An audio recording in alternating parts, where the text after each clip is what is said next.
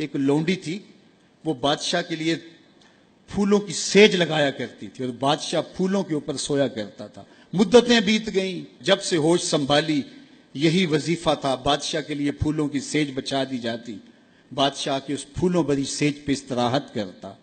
بوڑھی ہو گئی، ایک دن پھولوں کی سیج سجائی کہ دل میں ایسے خیال آ گیا کہ میں سیج کو سجا کے چلی جاتی ہوں اور بادشاہ آ کے لیٹ جاتا ہے، میں بھی تو دیکھوں کہ پھولوں پہ سونے کا لطف کیا ہے۔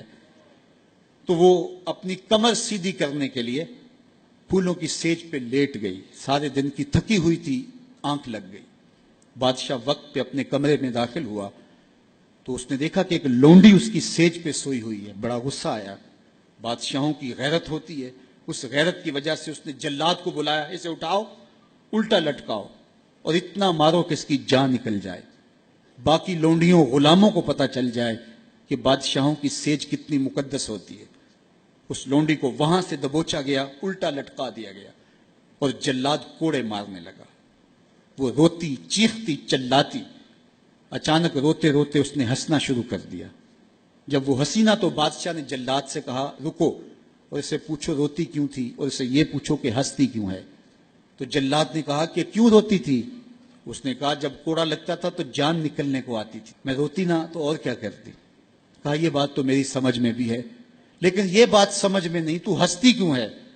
کہا مجھے ہنسی اس بات پہ آئی ہے کہ چند لمحوں کے لیے سیج پہ سوئی ہوں تو اتنی مار کھانی پڑ رہی ہے، تو جس کو عمر ہوگی سوتے ہوئے اس کا کیا بنے گا۔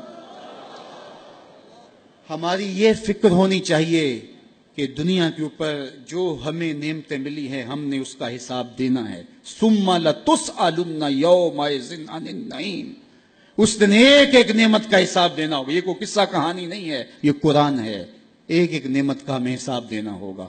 آئیے اس مختصر زندگی کو اللہ اور اس کے رسول کے نام لگا دیں۔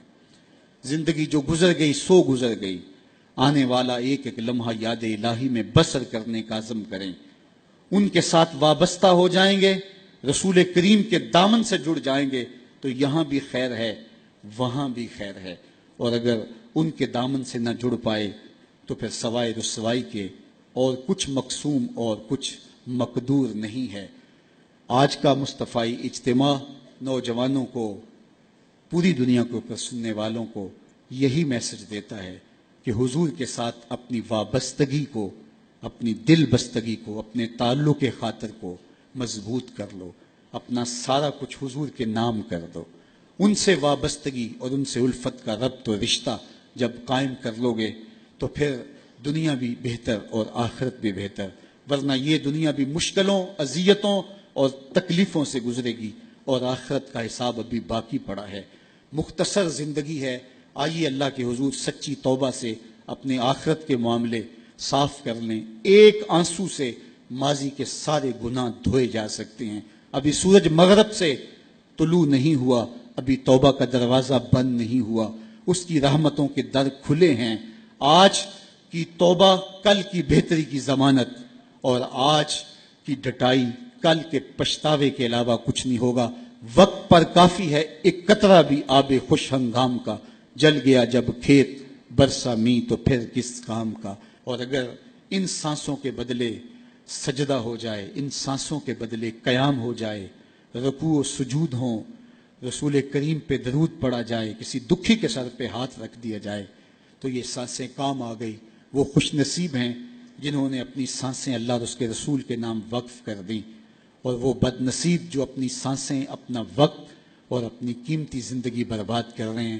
اب بھی وقت ہے، اب بھی موقع ہے، توبہ کا دروازہ کھلا ہے، سورج مغرب سے طلوع نہیں ہوا، در رحمت گشادہ ہے۔